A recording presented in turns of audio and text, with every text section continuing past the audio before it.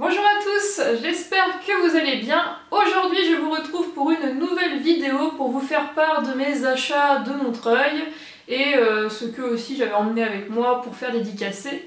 Donc vous voyez que j'ai changé un peu de couleur de cheveux, hein, mais c'est toujours moi.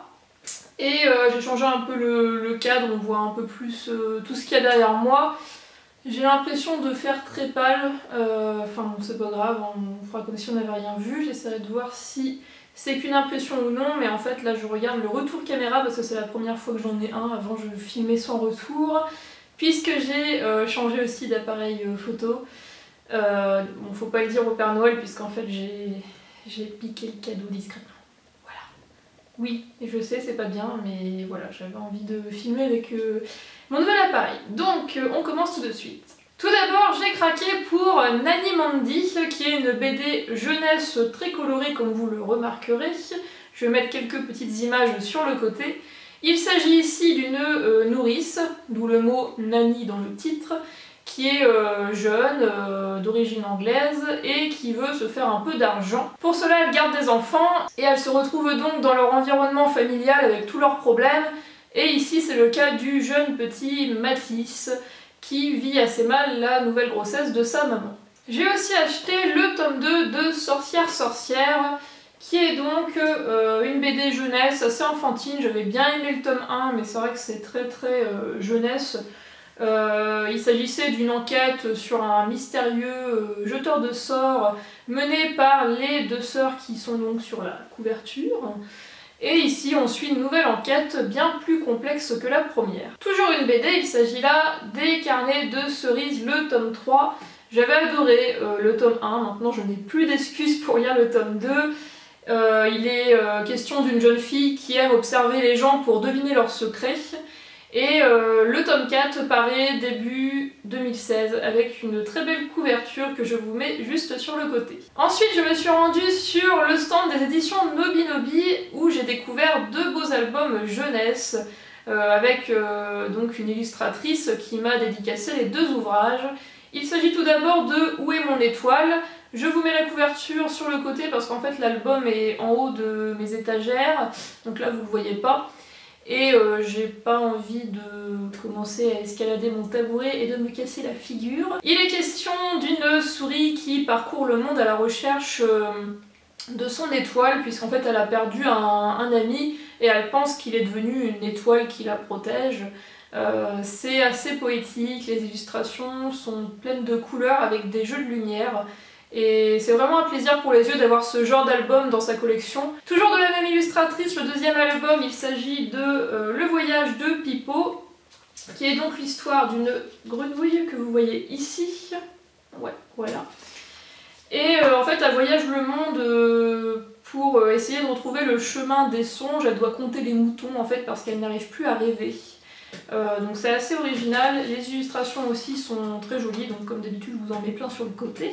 On passe maintenant à un roman jeunesse et illustré, il s'agit de Fairy Oak qui parle de petites fées et de sorcières. Les deux prochains volets sont à paraître en 2016, donc je vous montre très rapidement quelques illustrations qui sont à l'intérieur. Voilà, donc c'est plutôt sympathique. Hop, ah ben voilà, c'est loupé la page. Hop, voilà. J'ai aussi craqué sur Frangine, qui a un résumé assez mystérieux, qui n'en dit pas beaucoup. J'ai compris qu'il était question d'une famille assez atypique, avec deux mères, donc ça permet d'aborder le thème de l'homosexualité. Et j'ai vraiment hâte de le découvrir parce que j'en entends parler depuis très longtemps. Toujours chez les éditions Sarbacane, j'ai aussi acheté Les Petites Reines qui permet de découvrir trois jeunes filles qui sont lauréates en fait du concours de boudin de leur collège. Elles s'en vont faire un road trip jusqu'à Paris en attirant l'attention sur leur passage. Le ton de l'histoire a l'air assez décalé, donc j'espère que je vais bien m'amuser. Et encore un road trip avec quelqu'un qu'on aime, mais ici avec un jeune homme et son grand-père qui souffre d'Alzheimer. Et chez les éditions Michel Lafon, j'ai acheté Icône, qui est une sorte de parodie de magazine féminin, qui est écrit par Natou, qui est une youtubeuse faisant des vidéos humour. Je vous avoue qu'avant cet ouvrage-là, je ne la connaissais pas, pourtant elle a plus de 2 millions d'abonnés, mais bon, je vis dans ma grotte. Voilà, c'est dit. À partir de maintenant, je vais passer un peu plus rapidement sur les ouvrages suivants, puisque vous les connaissez sans doute déjà.